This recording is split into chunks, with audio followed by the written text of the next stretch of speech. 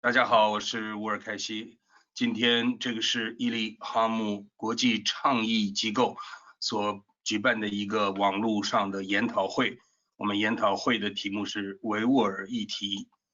现状，沟通与展望。那么当然，首先现状到底是什么世界？很多朋友都说，其实大家都已经知道了，但其实这可能也正是需要沟通，让大家真的大家都知道吗？大家了解的所谓自认为了解的真相是一样的吗？这个应该是一个可以讨论的话题。今天我们的来宾跟大家介绍，安卡拉大学的学者维吾尔学者埃尔肯纳克莱姆。埃尔肯纳克莱姆是这一方面社会方面政治学方面的专家。那关于所谓的真相，而且过去这些年对于这个维汉的沟通等等各方面也都做出非常多的贡献。我们等一下来听他的真知灼见。除了埃尔肯纳克莱姆博士之外，还有滕彪律师，那是中国的这个维权人士，也是我们民运异议分子之中对于维吾尔议题有相当的关注。那么在这方面也表达过很多的立场啊。今天某种意义上，你可能是要来做所谓的汉人的代表，来表达一个，来听一听这个汉人，或者说在海外的异议分子，无论你个人以什么样的一个身份，你对于维吾尔议题的了解啊，对于沟通有什么样的想法啊，有什么展望？那么另外一位来宾是这个台湾东突厥斯坦协会的理事长何朝栋律师。我们知道对台湾其实现在也已经是变成在讨论跟中国相关问题的时候，这个也变成是一个很重要的议题。而这个议题对这个就是台湾跟中国的关系，台湾跟世界的关系，我们现在也都在讨论。但即使在这样的情形之下，台湾人对维吾尔人也是有非常多的关心。另外，我们汉学家侯芷明女士，多年的好朋友玛丽对维吾尔是我们这个伊利哈木土赫提国际倡议机构的重要的顾问和这个也一直是最后我们的很多活动的重要的推手。所以他对这方面的认知，那是在国际上的地位也是非常大家所知道的。在台北还有一位朋友就是达瓦才人，是达赖喇嘛驻台北的代表，达赖喇嘛宗教基金会的董事长。我们藏人在过去的这些年，这几十年，因为很幸运，他们有一个达赖喇嘛，能够让他们的这个藏人的西藏问题的真相，以及他们跟国际社会的沟通，以及提出各种各样的展望呢，都能够让国际社会得到这种倾听。那么也许我们可以从我们的藏人朋友这边得到更多的好的意见和建议，告诉我们维吾尔议题现在在面对，终于我们没有那么幸运，我们没有达赖喇嘛，而我们这个维吾尔议题终于被国际社会关注，却是因为几百万维吾尔人我们在家乡被关入集中营这样的一个悲惨的一个现状。所以在这样的一种现状之下，有什么好的建议？我们尤其要沟通，如何沟通等等这些，我们也等一下也都来听一听达瓦给我们的意见。首先，我想请 Eric 博士来跟我们做一些介绍他对这些问题的想法，这样。好，谢谢。实际上大家都或多或少在媒体上已经了解到这个在东土发生的一切了。我想从这个几个方面来解释一下。第一个呢，从政治方面来解释，现在这个跟这个西藏还有跟这个内蒙一样，这个东突也是自治区，但是没有自治的这种情况。首先从政治上讲，比如说现在不管是党代会还是这个人代会，在东土召开的时候，大家可能注意到，在面对这个照相机或者摄影机面前的这个人头，你要是注意到的话，80%到90%全是汉族。既然是自治区，为什么在这个政治方面都有这么多的占比例占的这么大呢？为什么自治区这个区域自治法为什么没有执行呢？所以呢，在这个东突呢，维吾尔人在政治方面呢已经被边缘化。从这个经济方面来看呢，举个例子，比如说现在中国每年都有这个富人榜公布这个富人榜，富人榜里面有2000个富人，其中有12个富人呢是在东突了，但是没有一个是维吾尔人，全部都是汉族，所以在经济上也被边缘化。从这个文化上来讲呢，他为了这个消灭这个他的身份呢，就是加强对党、对国家、对共产党的这个忠心，他要消灭当地人的这个文化以及他的这个文化身份认同吧。在这方面采取的措施，比如说从语言上、文化上、宗教上各个方面，还有风俗习惯上都进行改革。所谓的改革了，改革的目的呢，就是要忠于党、忠于这个国家了。也就是说，他在这个东突呢，采取的这个一种政策是什么呢？比如说一种迫害，一种这个压迫，一种同化，到目前呢，已经达到这个种族灭绝这个地步。他要消灭这个东突的这些民族，想达到的目的呢，就是说要占领这个东突，让东突中国化。比如说在宗教方面，他强调这个伊斯兰教呢有这个阿拉伯伊斯兰教和这个中国伊斯兰教。大家都知道，像犹太教和这个基督教和伊斯兰教呢，它是信一神教，所以呢它不能被分裂。但是呢，中国它就可以把这个一神教可以搞成多神教。其中的阿拉伯的这个伊斯兰教呢，它是真主的话，那么中国的伊斯兰教那就是共产党。他用这种分化的方式呢，达到这个消灭宗教信仰。另外呢，他在这个宗教习俗和宗教文化以及宗教生活方面，他也采取一些很奇怪的政策。他说这个穆斯林的这些宗教信仰以及他的这些跟宗教有关的活动呢，都是阿拉伯化，要取缔阿拉伯化。它实际上是在取缔这个宗教的一些这个特性的。从语言上，比如说他说是这个双语教育，双语教育当然对每个民族都有好处，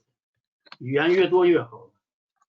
按土耳其人来讲的话，多一种语言就是多一等人吧，就是人的层次和这个他的那个境界就会升高。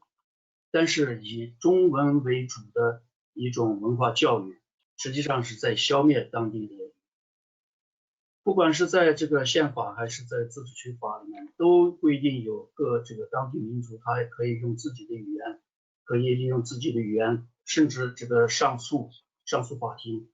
在法庭上也可以运用自己的语言。现在这个语言都已经不能被用了，而且在这个比如说像那个从幼稚园开始就开始这个汉化教育。用这种方式把他的语言文化消灭掉了以后呢，对他的身份呢就一种变劣吧，就是劣化他的这个身份，让他没有让他变成一个没有身份的人。这种思想呢，实际上来源于中国的古代的思想。古代思想里面，比如说在最早的时候，在这个春秋左传里面就可以看到。他说戎狄豺狼不可冤呢，而这个华夏呢，亲逆啊不可弃。他用这种方式来这个区隔内外，区隔你我，就是说他是这个中原地带的，就是说天下之中央邦国，那么其他的人呢，那就是这个夷狄了。实际上天下主义是包括全这个天下的人。不应该区分你我的，但是它可以区分，所以它这个政治文化里面有这个层次，就是说非我族类啊，其心必异。到目前为止还在用这个思想文化，就是这个政治文化还在影响中国的这个政策，而且目前中共方面又提出来什么新天下主义，实际上也是这个意图。大家都要跟我一样。像那个唐朝的那个诗人，他曾经就说，就是入中国的呢就是中国人，没有入中国的呢就是不是中国人。所谓的这个意思呢，就是说你要是被我们同化了以后呢，你才是我们的人；你要是没有被同化的话，你就是他的人。比如说有好多词汇啊，比如说教化、同化、开化、规划、顺化、怀化、木化、风化、理化、德化，这些化全是要变成中国人的意思。比如说像过去乌鲁木齐的名称叫迪化，所谓的迪化就是启迪这个教化的意思，就要让你变成这个中国人。这种思想一直影响到目前的现在的这个状况，而且中共现在提倡儒教、新儒教，儒教的内涵就是这个意思。还有一个思想呢，就是说中国建立的这个国家呢，现在目前中共建立这个国家呢，它不是一个民族国家，它是一个按这个政治学者那个白鹿兄啊，他的话来说呢，中国是什么的一个国家呢？是一个文化却假装是一个国家，而且是一个古怪国家。什么意思呢？就说这个从孙中山到这个蒋介石到毛泽东，他们都是想建立这个中华民族，都是建立汉族人的国家。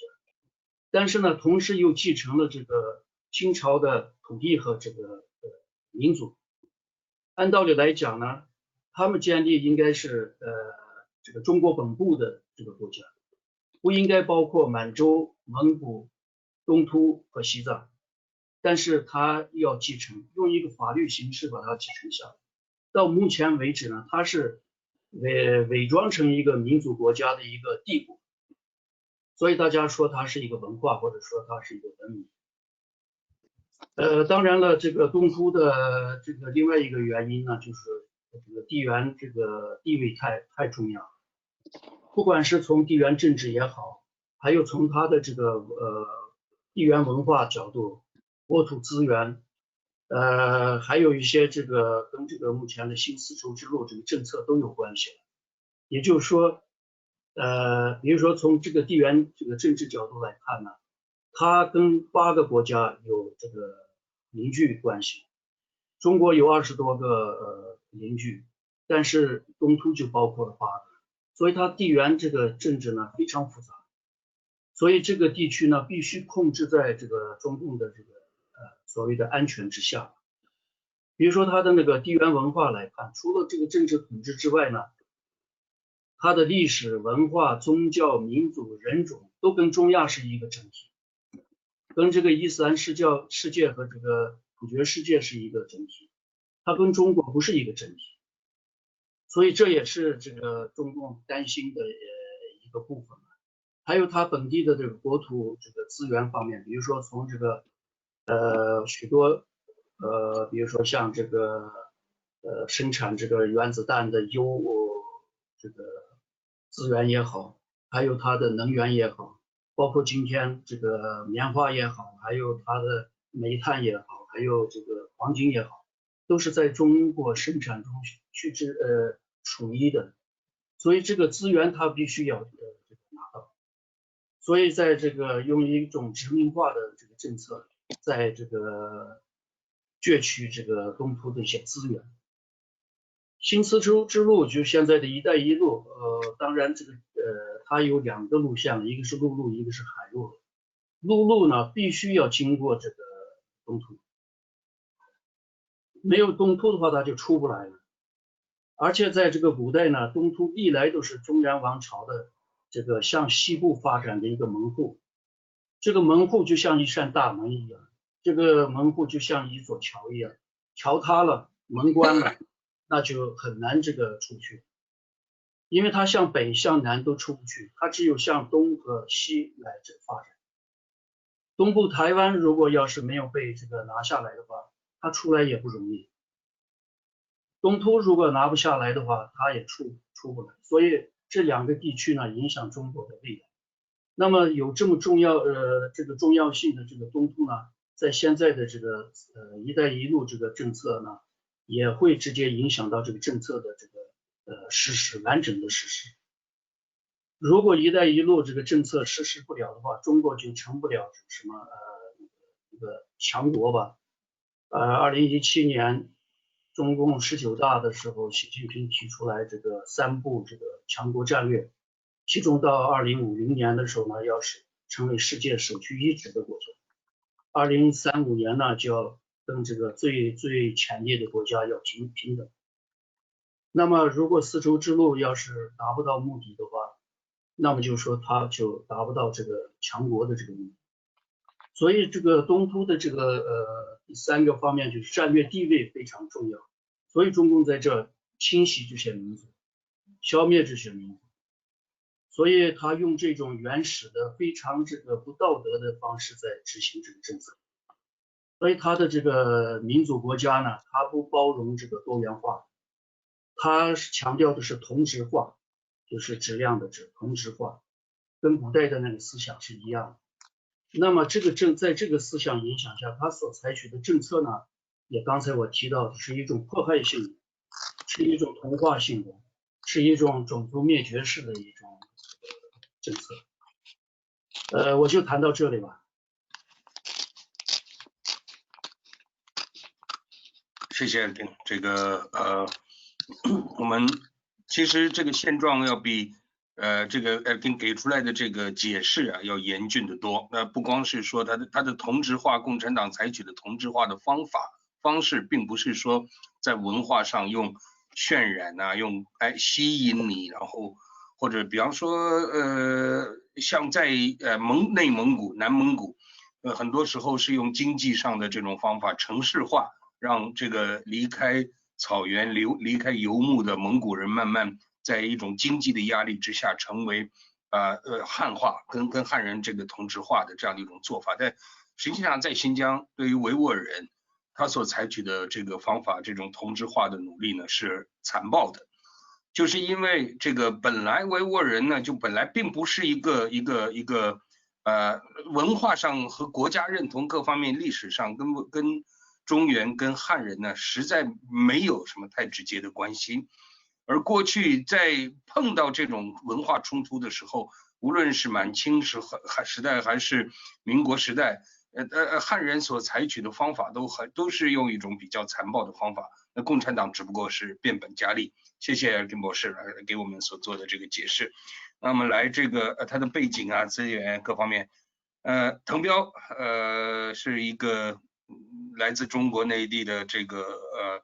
知识分子，维权人士。那对于人的权利、人人平等这样的一个概念，应该是过去这些年以来一直与之奋斗。但是对于维吾尔议题，我们来听听滕彪的高见。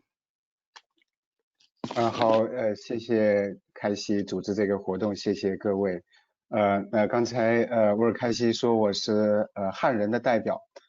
怎么说呢？那我既是也不是，我是汉人代表，因为今天对我其实不止一个汉人，好像何律师也是，那我就是唯一的这个大陆。在大陆出生长大的汉人，在新疆这个东突的这个问题上，汉人的这个角色，实际上在整个中国，汉人既是一个受迫害者但是在新疆的问题上，他同时也是一个施害者，一个这个共谋帮凶的一部分，在某种意义上。那我不是汉人的代表，因为我接下来要讲的、发表的这些观点，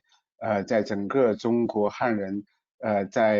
甚至在汉人的知识界、异议人士这个圈子里边，都是少数甚至是极少数。假如有一多半的汉人能够有我一样的类似的想法，那东突厥斯坦可能早就独立了。那在我所以我也在这表个态。我在之前参加过很多跟维吾尔人权有关的活动，我有时候也会表达一种歉意，作为这个汉人对新疆维吾尔人遭受的巨大的人道灾难，对就是对汉人在里边扮演的非常不光彩的罪恶的角色，我表示这个道歉啊。我觉得就是汉人欠维吾尔人太多。那在我上大学之前啊，我91年上北大，在我上大学之前，实际上是被完全洗脑的。那大多数的中国年轻人、中国的学生啊，也是一样，都是被洗脑，尤其是让我们从农村和小县城受教育的这个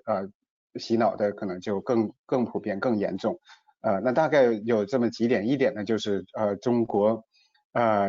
它是一个统一的国家，中国的这个国家统一是最重要的，没有任何其他的事情比这个更重要。还有一个就是新疆啊、西藏啊、台湾啊等等，那这些都是中国自古以来就是中国领土的一部分啊，是绝对不可以分裂出去的啊。假如我上初中的时候，就新疆要宣布独立，那我可能要报名参加军队的，去打仗的。那就是那种狂热，就是在初中、高中都是那样子。那因为没有任何其他的，就官方宣传教科书之外的其他的任何信息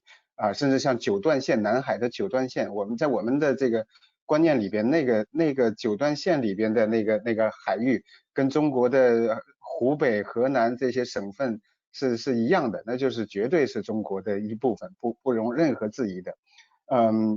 这是还有一点还有两点，这个呢就是我没有认同，但是在很多中国老百姓那里边也是潜意识里边有这样的看法虽然不一定会表达出来，比如说对新疆人的这种歧视，这 stereotyping， 说新疆人是小偷或者小偷多呀等等，就像跟说河南人骗子多一样，这种地域歧视这个种族民族歧视在很多人那里边是非常普遍的。还有一点呢，就是是把穆斯林说成是恐怖分子，不光是新疆的穆斯林各地的全国的全世界的穆斯林在他们眼里就认为是恐怖分子多等等。那这后面这两点，那我从来没有认可过，因为当这些东西在传播的时候，我已经就是在上大学有足够的这个能力去抵御这些非常荒唐的想法。但是呢，这个等到就是关于新疆是中国的一部分和中国的这个国家统一的这种最高价值，在上大学之后，在逐渐的通过阅读，通过一些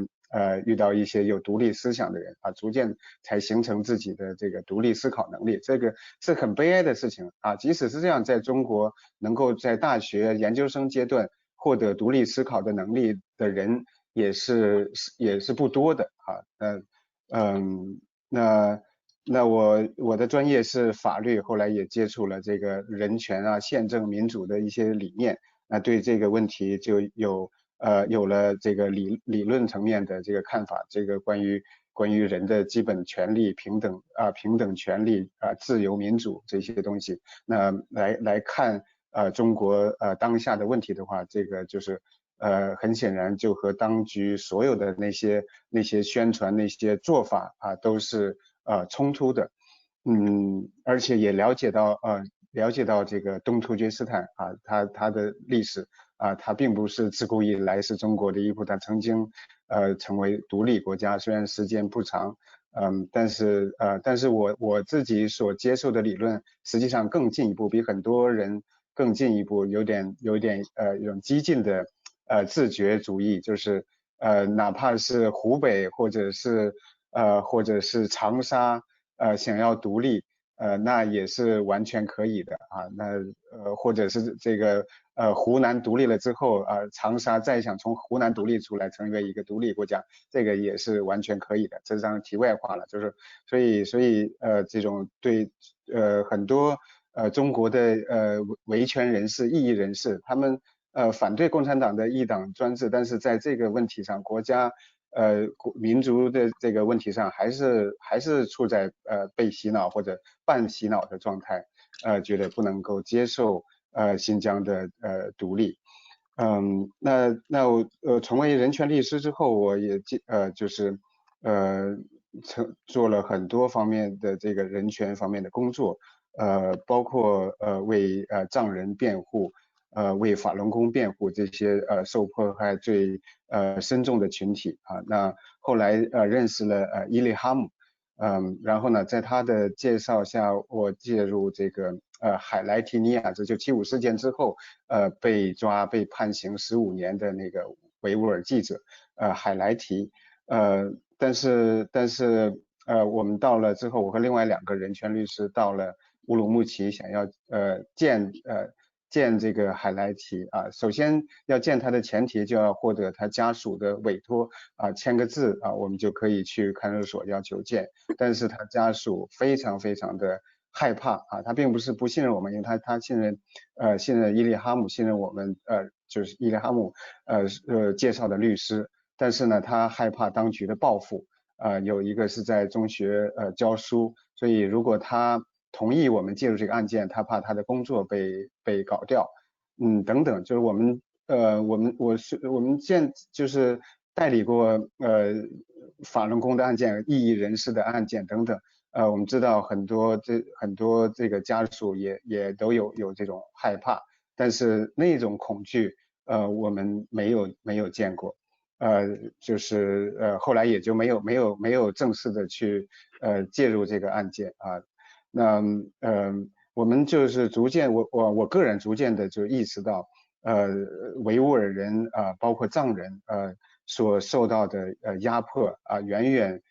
比汉人更恐怖更深重。那这个在很多中国维权人士那儿也是有一种误解，因为他们把这个看作是一个政治体制一党制之下所有的群体都受到压迫在他们的潜意识当中，各个族群都受到平等的压迫，但实际上并不是这样。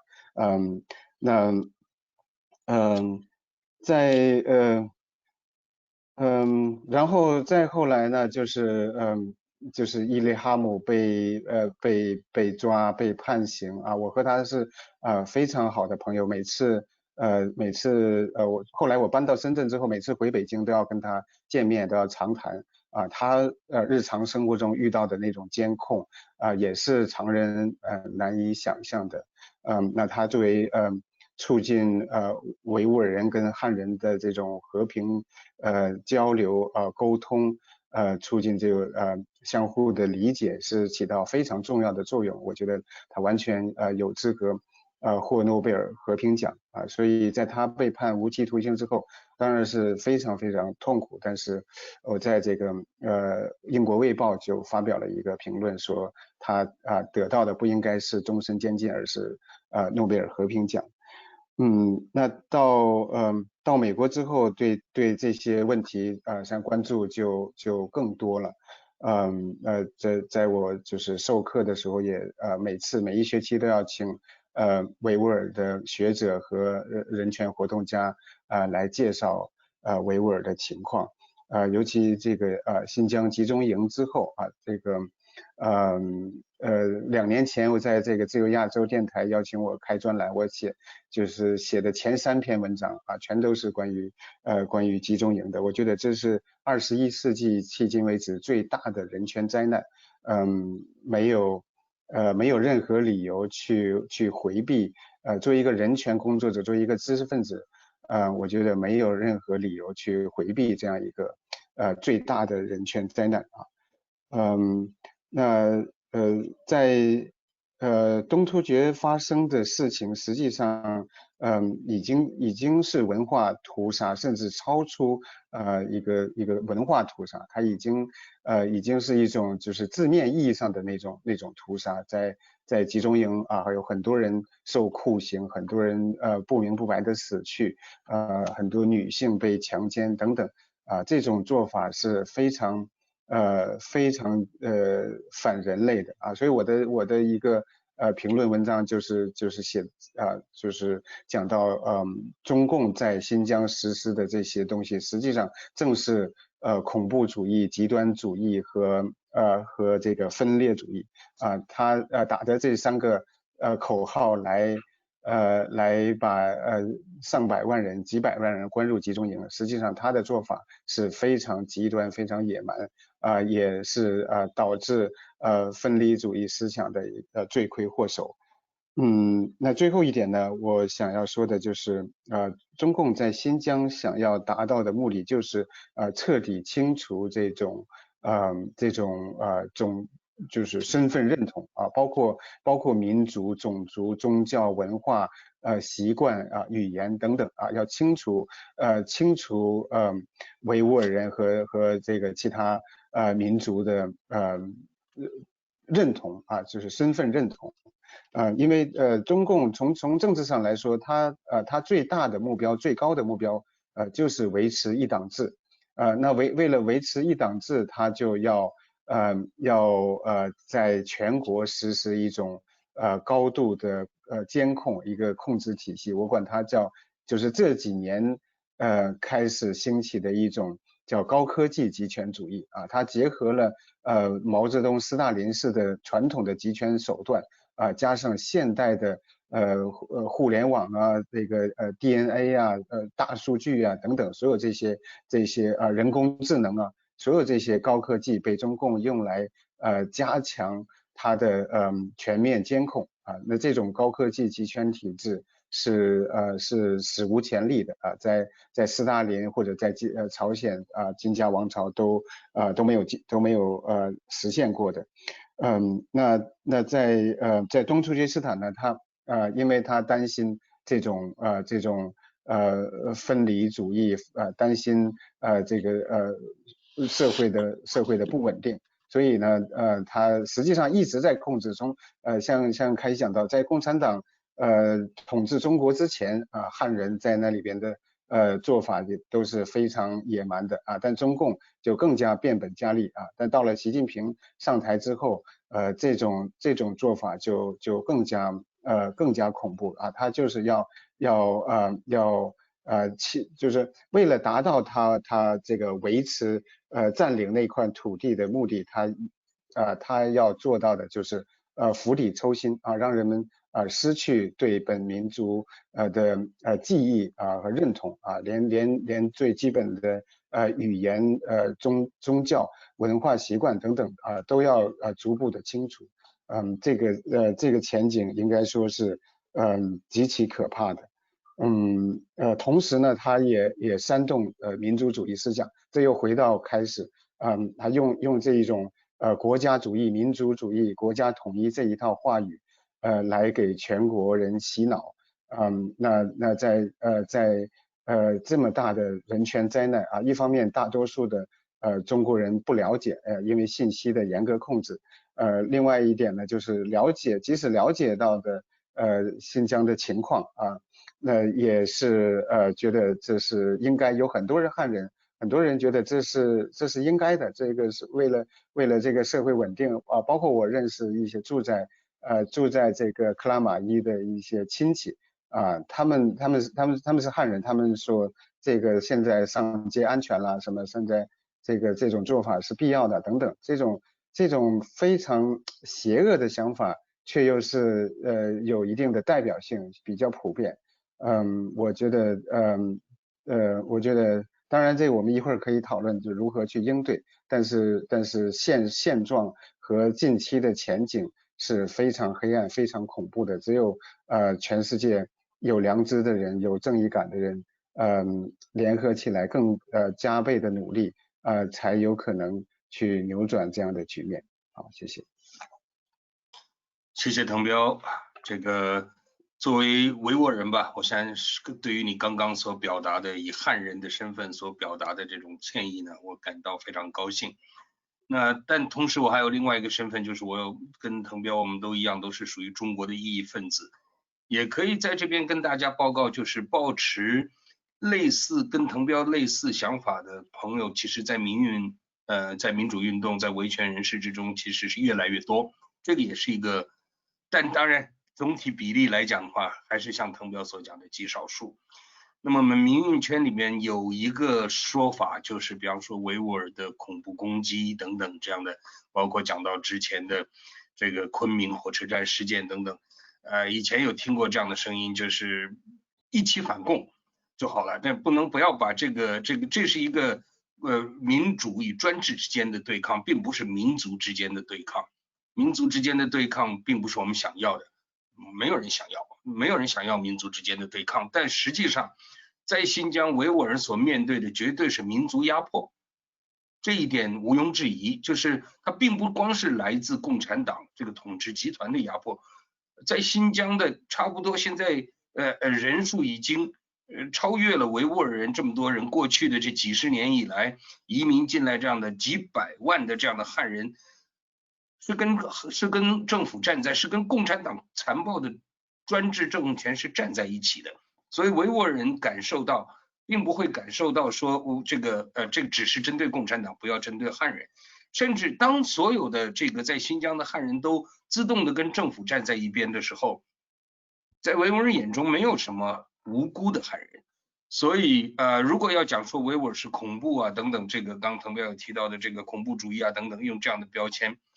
但实际上真正的，如果我们定义一下什么是恐怖主义，那不就是无差别这个残害，以达到希望你恐惧这样的目的。如果这个是定义的话，中国共产党就是在做这件事情，过去这些年以来一直在做，只不过维吾尔人呢用各种各样的手段，想要用和平的用对话这种方法想要捍卫防卫，已经找不到办法了。所以在这种情况之下，昆明事件其实不是恐怖攻击，昆明事件应该被当作是可以理解的一种绝望之下的自杀。这些人是在自杀啊，所以在自杀的时候，在他们眼中并不无辜的敌人，如果我们可以带他们一起走，这个是符合，我并不赞同，但我想这是个符合基本人性的。那么这个回答一下滕彪的这个说法，然后好的，你不是真正的汉人的代表，不过我们今天下一位要讲的是一位汉学家。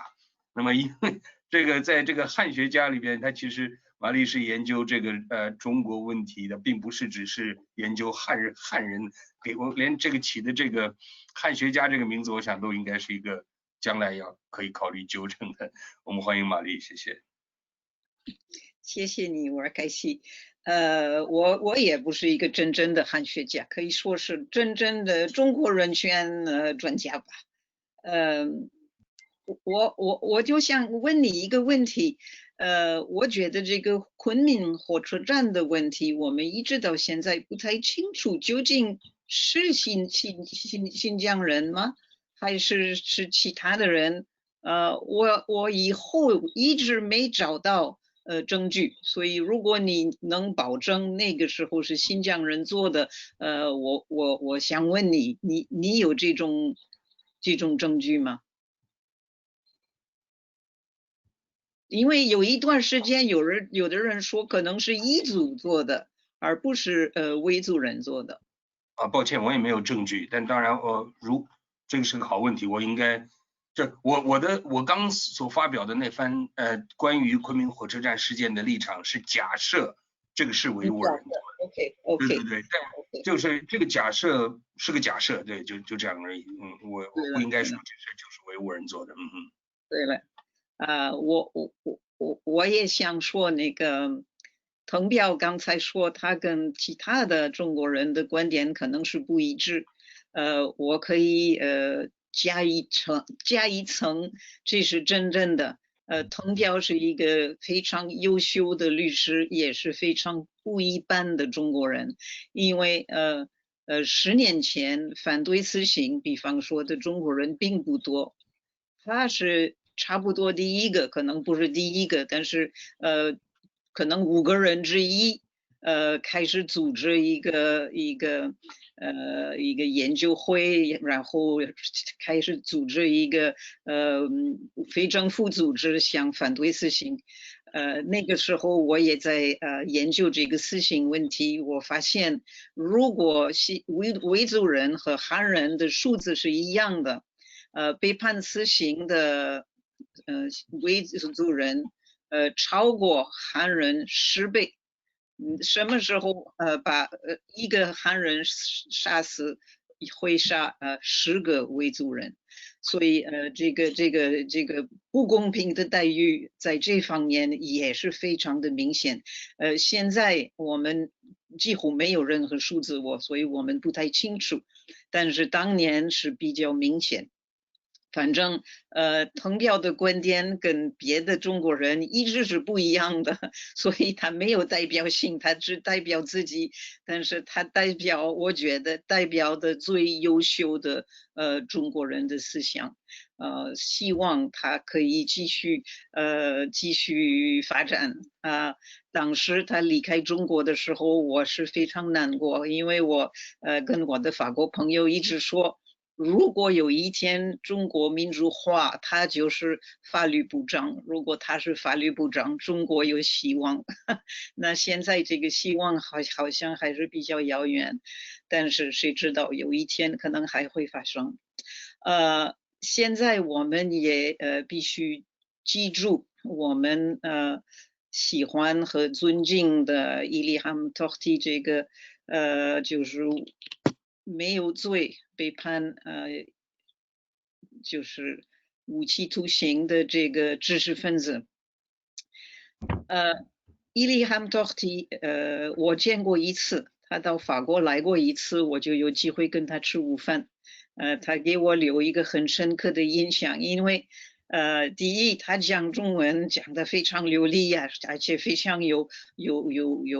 非常活跃，他有很多话要说，没有很多时间，所以说了一大堆。他当时也有一种愤怒，他觉得这个是2013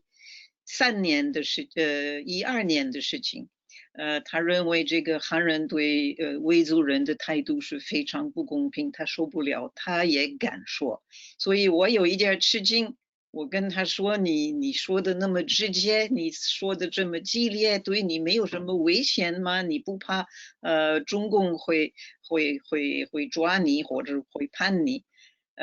他说：“我不在外边说这些话，我是对你说这些话。”我说：“你怎么知道我？”因为他就是第一次跟我见面，我也是一个外国人。他说：“我上网看你是谁，我就知道你。”他有这种非常直接、有一点天真的做法。他相信什么，他研究过，他了解过，他就说。这个让我非常喜欢他，因为他不假，说什么就想什么，而且很直接。这个是一个不一般的人，也是一个不一般的人。伊利哈姆托克蒂被抓，我得对中共说，这方面他们是非常聪明，因为如果在新疆会有一个非常优秀的领导人，那就是他。为什么？第一，他研究过各种各样的东西，他跑过很多地方，他去过卡扎克斯坦、乌兹别克斯坦，他做了很多比较，他看了如果哪里有什么不同的民族，这个政府是怎么解决这些问题，然后做这些比较之后，他回到中国去，那个组织这个Uyghur-Biz 他的这个网络，在这个网络上给其他的中国人和维族人解释我们几个民族怎么能一起生活，别的国家怎么解决这个问题。所以他也去过美国，美国也有几个民族，对不对？有很多民族。去了法国，去了很多地方看一看，不同的民族怎么生活在一起。我估计我不知道其他的维族人有没有做过那么深刻的研究在这方面，反正我没听说过，可能有，我没听说过。所以我发现这些现象，这都是他被抓之后我才知道了。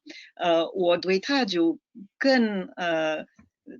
尊敬。所以我当然说的开玩笑说共产党是聪明，但是可以说共产党做过他自己该做的研究。他最怕就是有一个优秀的中国人出来，或者是汉人，或者是维族人，或者西藏人，一个优秀的住在中国的人出来，他肯定会得到很多很多中国人的注意，然后很多中国人的尊敬。第二个例子当然是刘晓波。刘晓波也是一个很优秀的知识分子，有非常强的道德感，对六四死难者的责任感情是非常深刻，而且他一直没忘记，一直想让大家记住这个可怕的时候，就是六四的大屠杀。这种人是不多，所以那次中共也是比较聪明。把他判11年，不让他从监狱出来。但是更可怕就是连死亡之后也继续把他消灭掉，连骨灰都没有了，都全部分散在海里。所以我们在巴黎很高兴可以告诉大家，我们现在有刘晓波的一个纪念的雕刻。是王克平创造的，所以现在法国人和其他的人可以到那儿去，也可以记住这个刘晓波的存在。但是我们的伊拉姆托提呢，我们实在不知道怎么记住，因为现在什么消息都没有，从2017年一点消息都没有。去年2019年，他的女儿菊儿到斯特拉斯堡来拿他的那个伊拉姆托提的萨哈罗夫奖。那个时候他说了，我希望我的父亲还活着，但是我不知道活着没活着，我不知道。这种话真的是很可怕。那个伊拉姆托提的女儿是一个很不得了、很勇敢的女儿。她在我们大家面前说这句话，她也没有掉眼泪。我非常佩服她。但是这个事实是，这些人中共就要消灭他们，消灭他们也是在大家的记忆里不让它存在。但是伊拉姆托提这个人的存在，在我们欧洲也是慢慢的产生的。我记得伊拉姆托提被抓的时候，2014年，好像没有一个人知道这个人的名字，所以我们2015年开始到欧洲议会、欧盟那儿，去开始做这个就是说服这些议会会员，注意他。当年没有一个议会会员知道他的名字，我们就慢慢的走，一直到2019年，他得到了这个萨哈罗夫奖。这其实是一个不容易的工作，但是我们在这方面，我们是几个人，包括当然安德灿。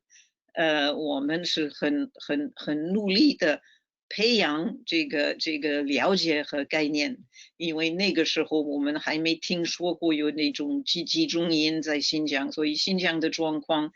被西方人还没了解到。现在新疆变成了一个全世界不可能否定的事情，没有一个国家不知道现在正在发生，所以发生在法国。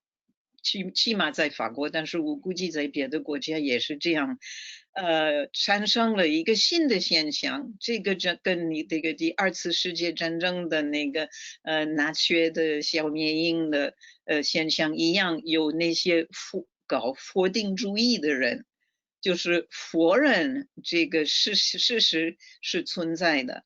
我给你们一个例子，我不认识他，但是我跟他通过电话。是一个法国律师，他起码每2个星期会给我寄一些文章，说明我们正在说的都是假的。没有那么多人被判，没有那么多人在这些集中营。我们哪知道这么多？我本人去过新疆，我看过新疆人非常高兴，非常愉快，等等等等。这种话。感谢上帝，这种人不多，但是这种人存在，而且有一定的影响，因为很多人都不愿意相信新疆会那么可怕，不愿意相信这个纳粹时期的犹太人的消灭会重新在21世纪发生，所以他们很愿意听这些就是搞否定主义，我们说否定主义，搞这种否定事实的人的话，这个在这儿在法国。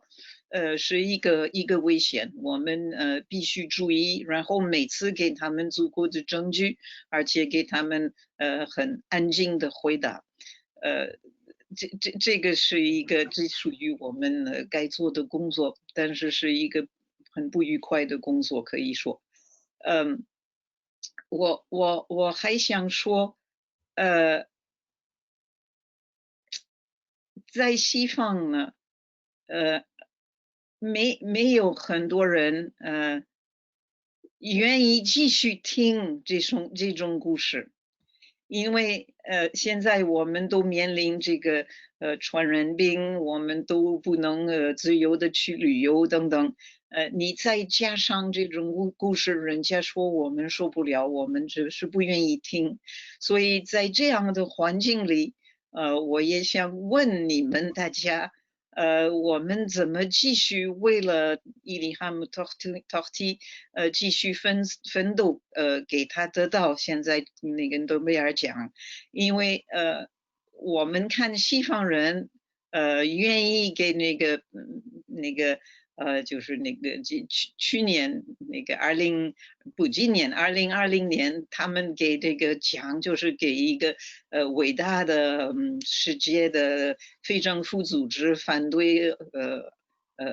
饿死的这种机构给他这个奖，给这种奖就是没有政治危险，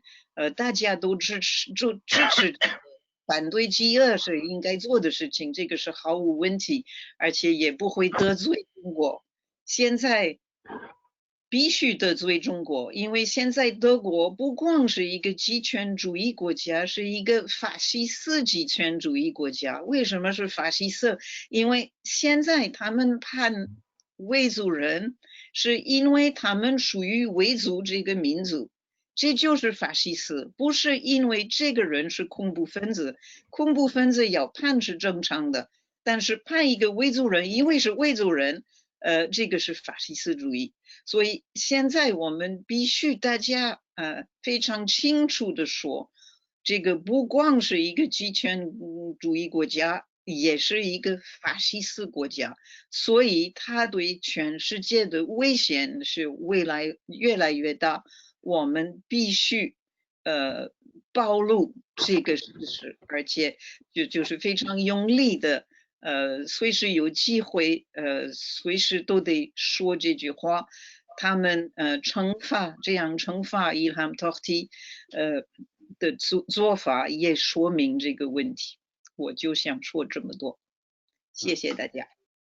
谢谢玛丽，谢谢，感谢。下边我想邀请这个，对不起，有点咳嗽啊。大家这个天气变化的时候，一定要注意保护这个自己的身体啊，尤其是现在咳嗽会把旁边人吓到。这样，这个我们先请这个达瓦来藏人来帮我们来讲一讲这个。你过去这些年一直以藏人的身份所看到，无论是维汉还是整个这种世界对中国的看法。大家好。那么我觉得其实今天我们大家在这分析的时候，很多时候可能比如说像阿尔康刚刚谈到很多的时候，他都是用中国的一些概念在谈很多问题的时候，我们常常就会，因为从我们西藏人的角度来讲，我们就会觉得这可能就会让你走不出这个圈子，因为有些事情，就像玛丽刚刚谈的，就是很多维吾尔人被抓，不是因为他是恐怖主义，而是因为他是维吾尔人，像类似这个一样，就是必须要强调他的事情是哪里，比如说，中国政府会强调说为了国家的统一，但是为了国家的统一，国家已经被统一，已经被他占领，不管你是用占领的方式，用军事占领的方式，或者用什么方式，国家是统一的。它跟国家统一跟这些民族保持自己的民族特性、民族宗教信仰是没有关系的。就像维吾尔人被抓跟恐怖主义没有关系一样，他总是把它连接在一起，但是不是同样的。同样的，比如说我们刚刚滕彪也谈到的，比如说很多的民运或者说很多人都会强调说我们先反共啊，反共是一样的。其实这样的事情西藏以前也出现过。1959年西藏人反抗失败跑到印度的时候，当时的蒋介石就发表了一篇热情洋溢的告西藏同胞书，那里面他就把西藏的抵抗运动跟反共跟中国的国共内战反攻连接在一起，就说这是在西藏的反共运动。那个时候西藏人就非常清楚的表明说我们不是反共，共产党是中国他自己的人民，他们自己选择或者是怎么回事，但是中国的事情，西藏人不是为了反对中国的意识形态或者中国的共产党，我们反对的是中国的入侵，我们是为了自己国家或民族的自由而战斗，不是为了反共，我们跟国民党和国共内战没有任何关系。就像这个一样，有时候你一定要把一些问题的核心说清楚，就说中国政府在维吾尔、在西藏或者在那些地方的所作所为，它推行的是一个民族灭绝的政策，和国家统一是没有关系的。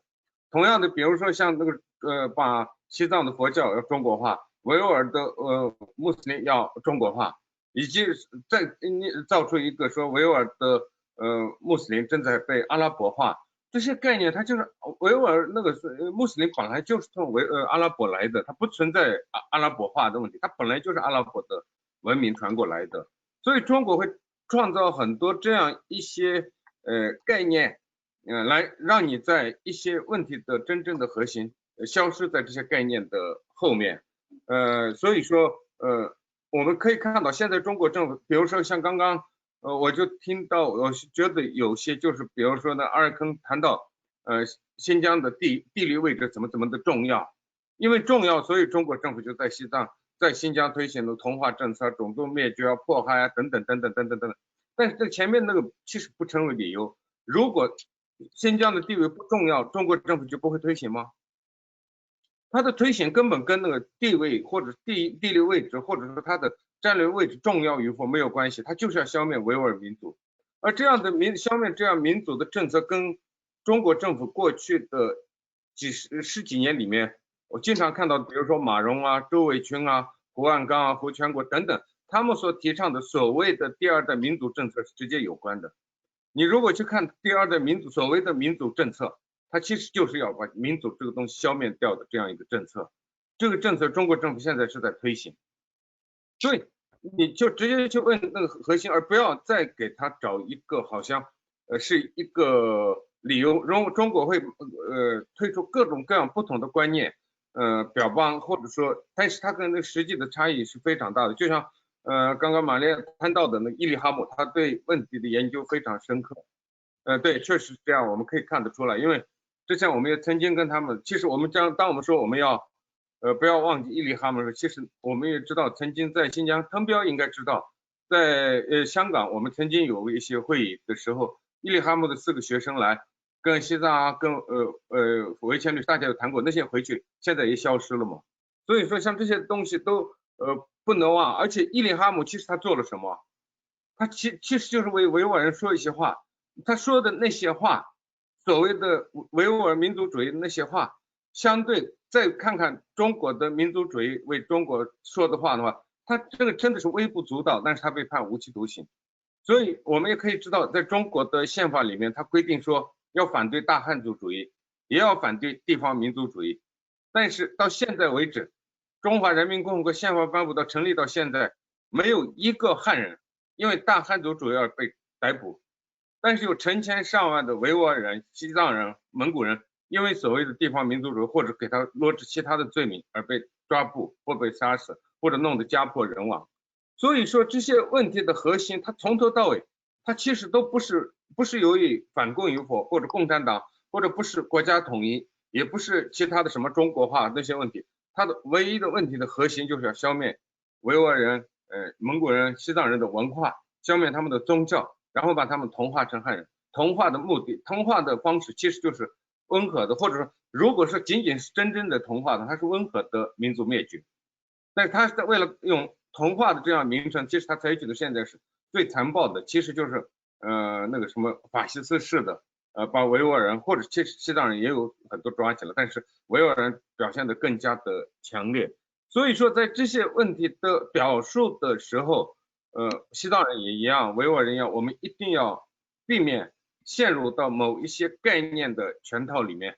让问题的核心消失掉，然后变成是再为中共的这个理由成立不成立，它的一些概念是不是对不错？因为这些概念，它中国随时都可以造出一对的概念。今天你证明它的这个概念是错的，明天它马上造出一个新的概念，它给你无限制的给你造出来，无限制的被驳斥。所以说，直接点出它的问题的核心，它就是消灭就是民族灭绝这样一个问题的核心。这些点出来，我认为是非常的重要。另外一个是当我们谈到这些问题的时候，有时候我们常常会忽略，或者说觉得历史的方面讨论起来好像又有点是不是扯太多了，会这样。但是我觉得对中国或者他们来说，这个时候觉得事情很大，就是事情很多，干嘛要扯这么多？但是西藏人从维吾尔的角度来讲，我们一定要不断地强调我们的历史，不断地强调我们的过去，不断地强调我们曾经有过的这些辉煌或这些东西，不应该因为别人可能会厌烦，别人可能不愿意听，而因此自己就把自己给控制住。我们一定要不断地强调这些，因为这些都是我们真正的一个根源。就像新疆新的疆土，新的疆土是怎么来的？是打出来的。类似这些一样，像这些去讨论的时候，其实就是我不知道要怎么讲，就是说有些问题，比如说刚刚滕彪谈到民主自觉，民主自觉在联合国的那里面，它是一个赋予的权利，但它的权利，它前面提到是殖民地，被赋予殖民地人民的这样民主自觉。那如果你避免谈，或者说因为可能大家不愿意听或者说不清楚，因此避免谈自己的历史，那你就自己的历史你就定位，你就可能会不清楚，因为这个不清楚后面就会有很多的问题。所以说作为维吾尔人，作为西藏人，我认为我们就是一定要把自己的民族的历史过去都要反复地不断地去强调，不去提到。就像伊利哈木他其实做了很多这样的事情，我们据我所知这些东西跟那个民族反对民族团结啊，或者说是国家统一没有关系，它是无关的。它就是维吾尔本身，它就是它有自己的文化，自己的历史，这个历史事实存在，已经过去了，你就把它不过是呈现事实而已。就像西藏也是大家都知道达赖喇嘛主张中间道路，所以说我们都知道不寻求独立，但是大家很多时候常常会忽略一个达赖喇嘛或者西藏人的不寻求独立，他讲的是西藏在历史上是一个独立的国家，未来我们不寻求独立，如果在中华人民共和国宪法框架范围的民族自主实现，他这些都是有一些他自己的一些叙述。所以说维吾尔人我们看出来，现在就像马雷所说的那样，他会讨论的或者写的东西很多，其实相对于整个维吾尔民族或维吾尔的需求来讲，我认为他写的还是不够，还是很少。所以维吾尔在这些方面表述或叙述自己的历史，叙述自己的过去，叙述问题的真实，在这些方面我认为有很多需要知识分子去努力的空间。我认为这点非常重要，因为你可能有很多问题不可能短期内可能得不到解决，就像我们西藏1959年流亡一直到现在，其实很多问题我们西藏人到现在，我们的很多的历史，我们很多的事实也还是被扭曲，还是被歪曲，还是被丑化，我们都做不到。我们就像我开始说，我们有个达赖喇嘛，因此西藏人团结，我们有个流亡者，我们都做不到的时候，那维吾尔人的他的这个前面所面临的这样一个困难，或者是就更大更多，但是你们的责任也就当然就更重。但是你如果不去做，就不会有人去做。在这些方面，我认为维吾尔人把他这个叙述清楚，然后让他维吾尔的自由运动也好，斗争也好，这个为了能够长期的延续下去，让这种延续变得更加的有利，不能害怕困难，不能害怕阻力，必须要去做。我认为这点非常重要，我就想谈这么多。谢达瓦这个发言，但是我们下面本来想要请台湾东突厥斯坦协会的何朝栋律师，他的理事长何朝栋律师，但是他这边出现了一些技术方面的问题，我刚刚一直在试图帮他解决，那他也许随时会回来，但是我们先继续进行。那么达瓦刚刚讲的这番话里边，其实给我的启发很大，就是我们不能够在跟共产党的这个对话，或者说在跟中国人民，或者说跟汉人的对话的时候，你要首先对于就是共产党过去的 narrative， 对于共产党过去的这些说法，一些过去的一些说法，你不能跟着他走，你要反过来说，你要马上把它停止下来，说等一下，你说的是完全不对的，这跟事实是完全不符合的。那么，而且这也不是我们所关心的。就像这个共产党，比如在讲到民族问题的时候，常常喜欢讲一句话，就是说，那这个地方战略地位重要，岂有此理？战略地位重要，难道你就变成是可以合理的，就是你占领的这一个道理吗？但是他说，如果不占领，就会对我们有危险。这个也是一个，其实这是谎言嘛，这是没有这么一回事，就是说实际上是你占领，无论是新疆还是西藏，才导致这个地方的人民对你的厌恶和愤怒，等于说无形之中，如果我们将来脱离中国能够独立出去的话，的确是一个离开它的。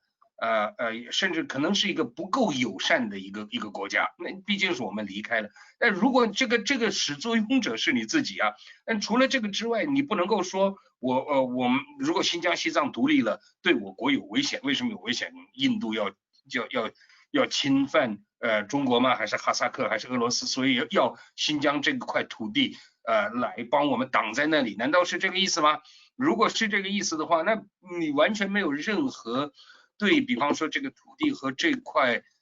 这里的人民的任何基本的尊重，那没有基本的尊重这件事情本身就给了所有的无论是新疆还是西藏这个寻求独立的一个最大的合理性的基础。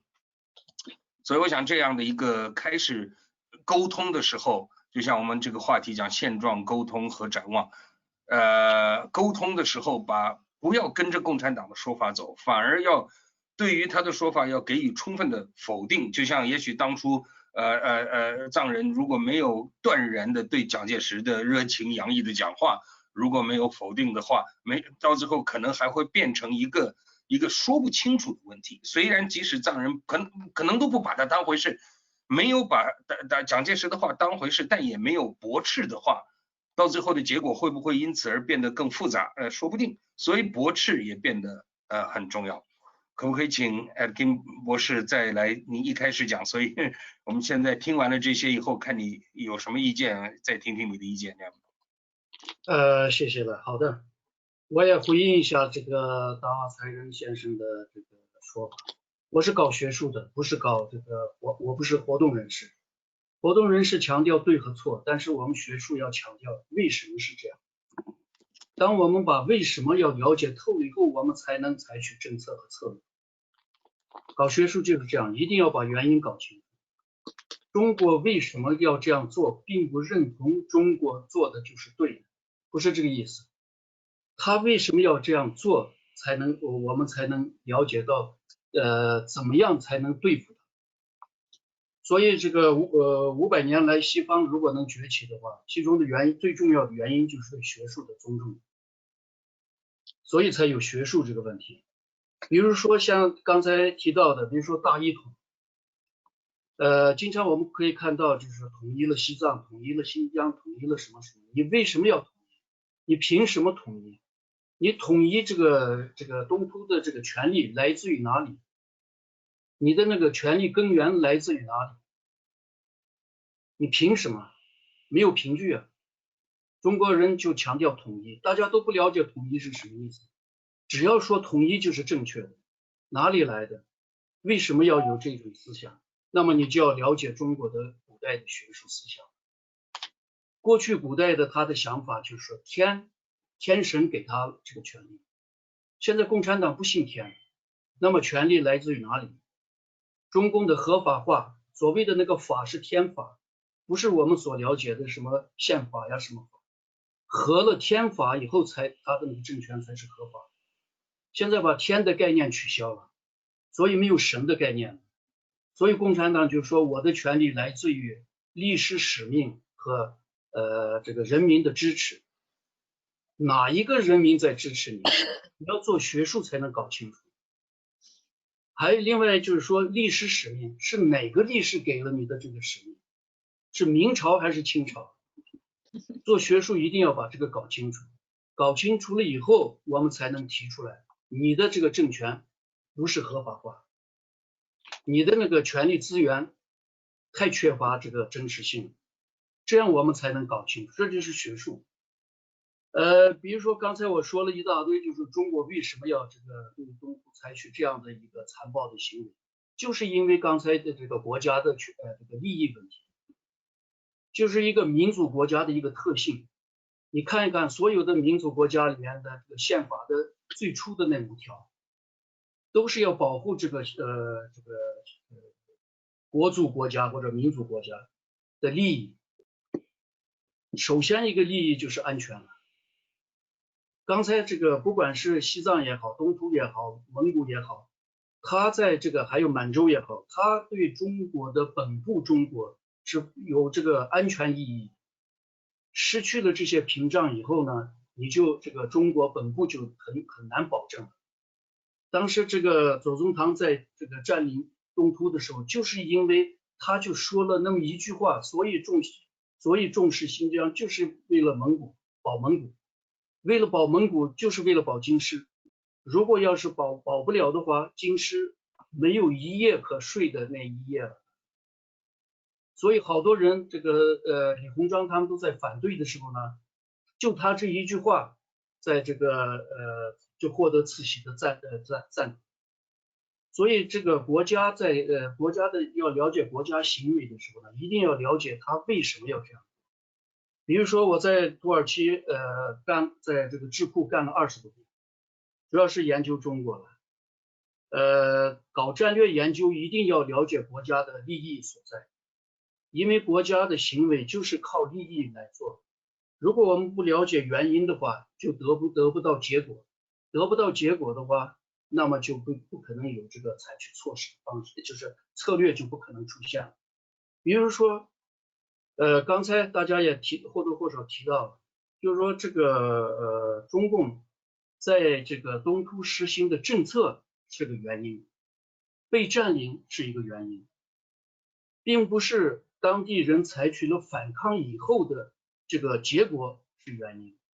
中共一直把这个结果当作原因来这个给世界在解释，实际上他被占领、被同化、被殖民，然后采取一些这个迫害性的这些政策以后才出现的这个结果。当我们在学术上把这个搞清楚了以后呢，我们就知道怎么去对付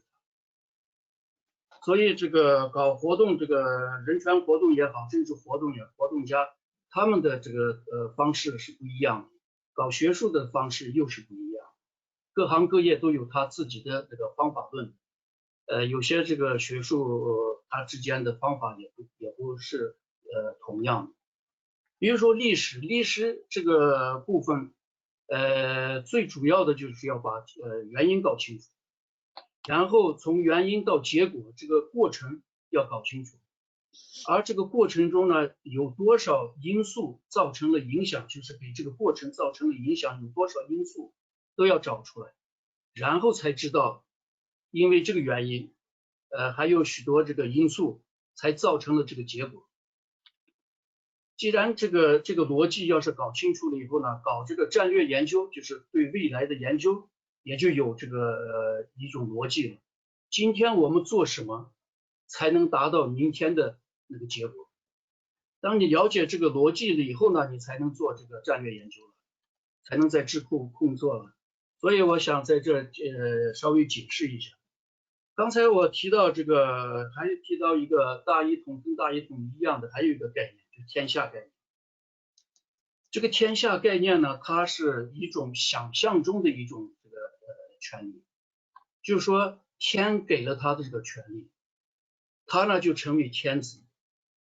这个想象的权利呢，他就有这个权利去征服别的国家，只要跟他的政治、经济、安全各方面的利益有关的地方，他都要占。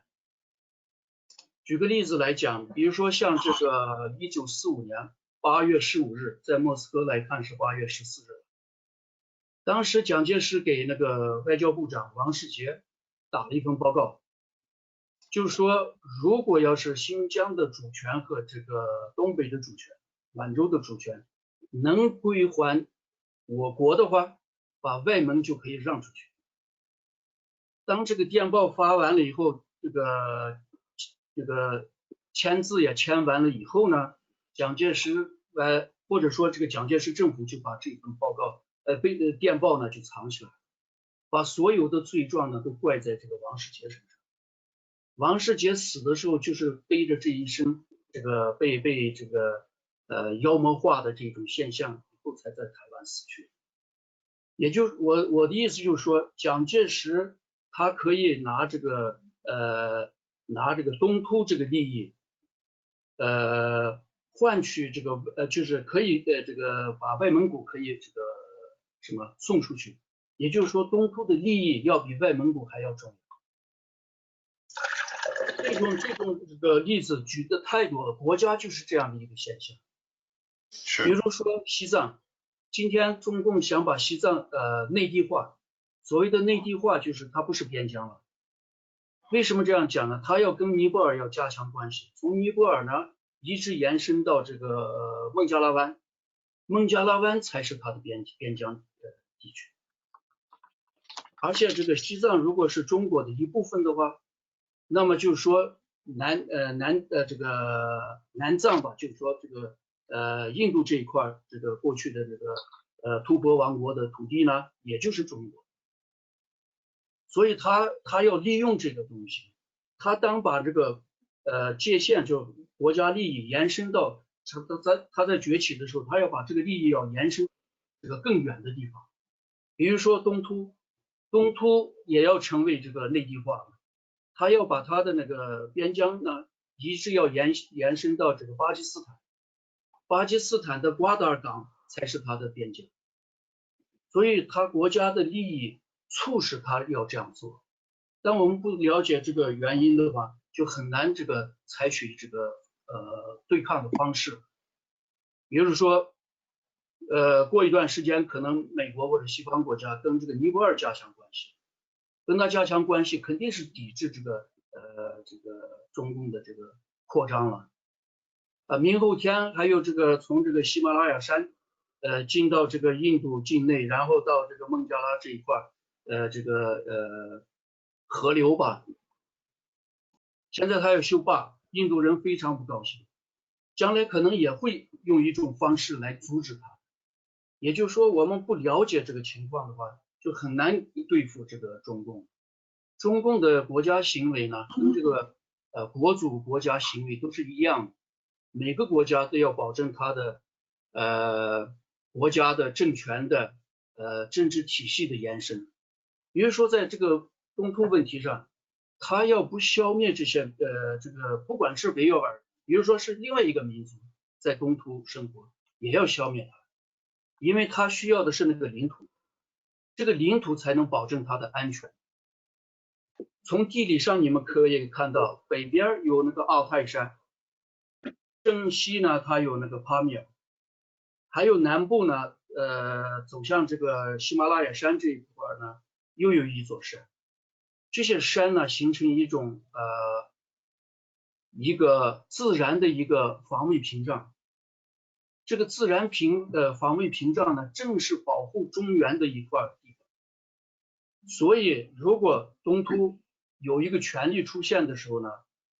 这个中原呢就受到这个安全威胁。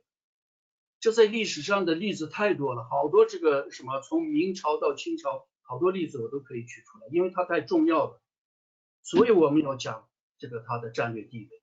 因为这个战略地位他才这样做啊，当然不一定是维吾尔人啊，别的民族的话他也要消灭。所以了解中共的这种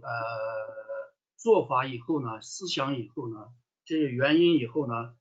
这个才能找到这个正确的一种对抗方式，要不然的话就找不到对抗的方式，所以这个得不到这个正确的一个结果。但是呢，每个国家针对它的国家安全的利益的时候呢，都采取的不同的方式。刚才我提到，就是中共采取的方式是比较原始和比较残暴，可以利用别的方式也可以解决。西方也有好多这方面的例子，美国也是一个例子，澳大利亚也是一个例子，都可以这个寻求。如果对中国历史比较了解的人呢，会这样看的，就是说有一段时间他用这种方式统治，后来发现这种方式造成了好多这个后果，结果呢到另外一个朝代呢，他就换一种方式，换的那种方式还是出现问题，后来又找了一个新的方式，又出现问题。我的意思就是说，不管你采取什么样的措施方式，终究会出现另外一种结果。比如说这个秦始皇的秦朝，他采取了变法，他采取变法以后呢崛起了以后呢统一六国，统一了六国以后，他还用过去的那个变法统治秦朝，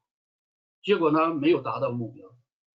而后来形成的汉朝呢，他认为秦朝呢用了这种方式是不对的，所以造成了这种后果。所以呢，我们赶快改变这个策略，改这个道教，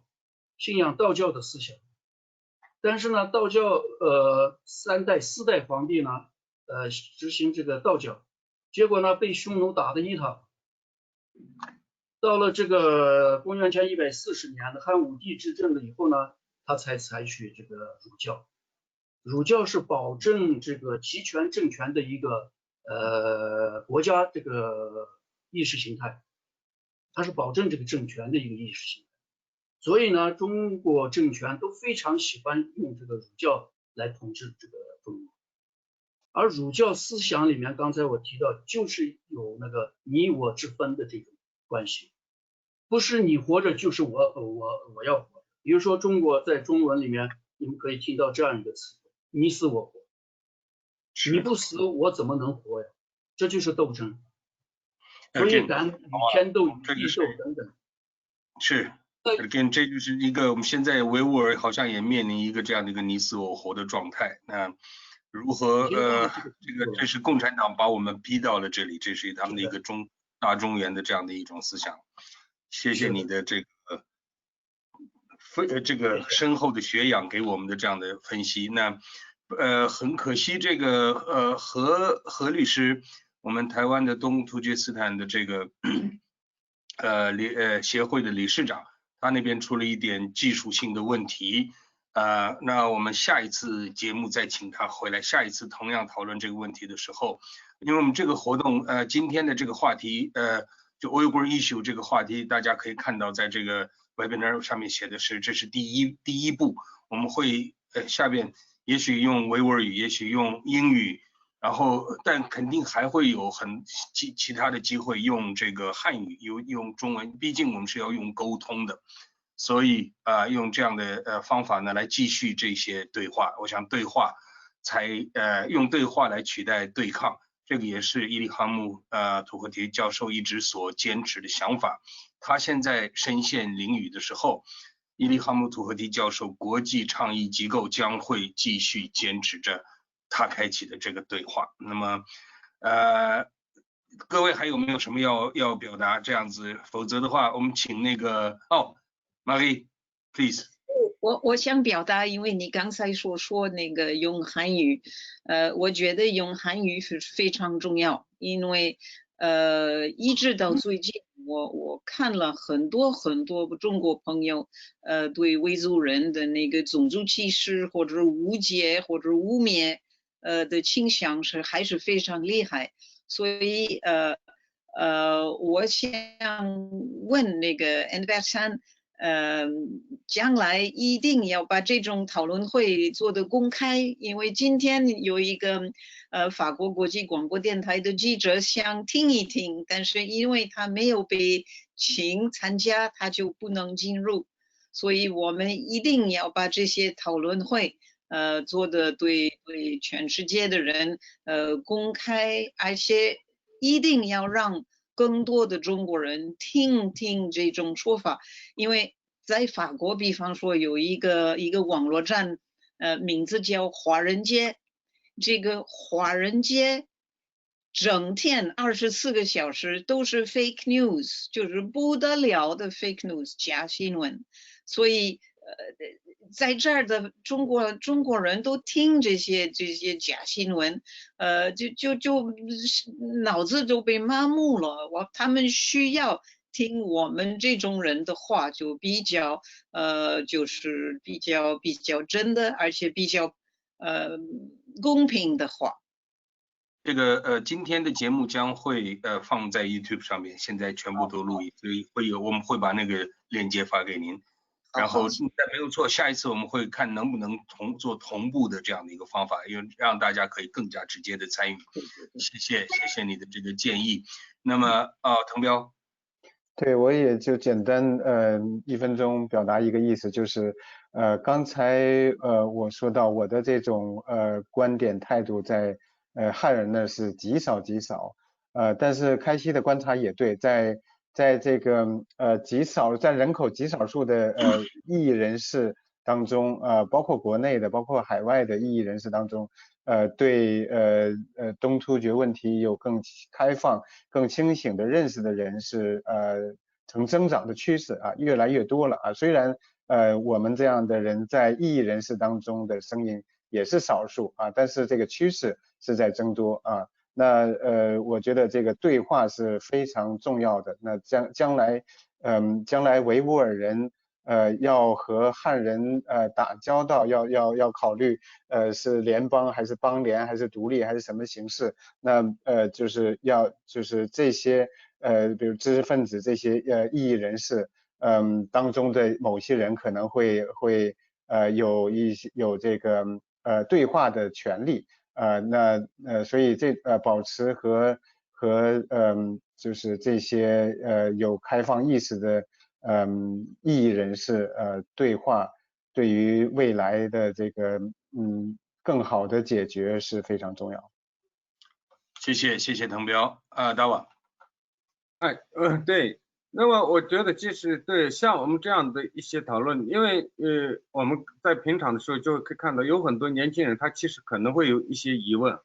他自己看问题的角度可能跟我们的角度不一样，所以如果比如说我们如果有个现场提问啊，或者这样开放一些，让他们做出提问，然后直接去回应，这个就会发现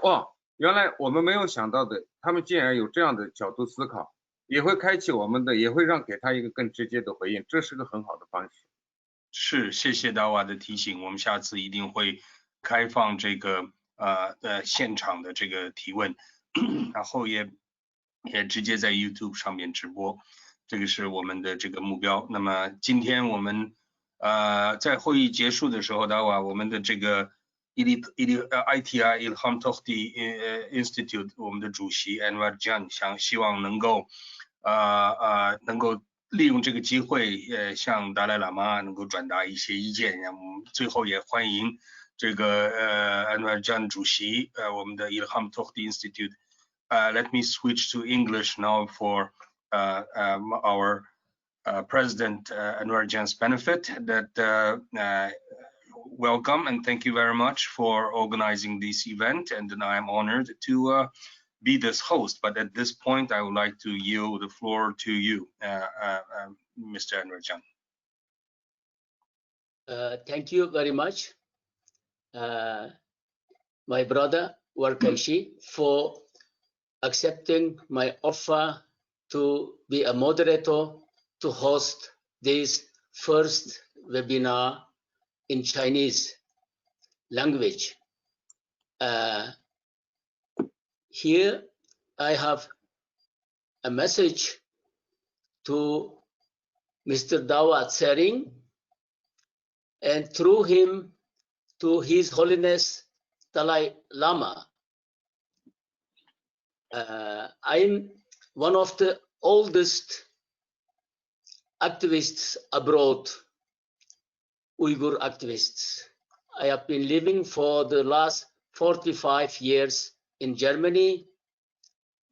I met His Holiness Dalai Lama some 35 years ago in Munich airport when we first welcomed him. And I had many talks also with late Mr. Lodi Gary, peace be upon him. So always we discussed more cooperation between Uyghurs and Tibetans. And of course, there are some cooperations. But I feel personally it's not enough. And especially since the last years, the situation is getting worse and worse.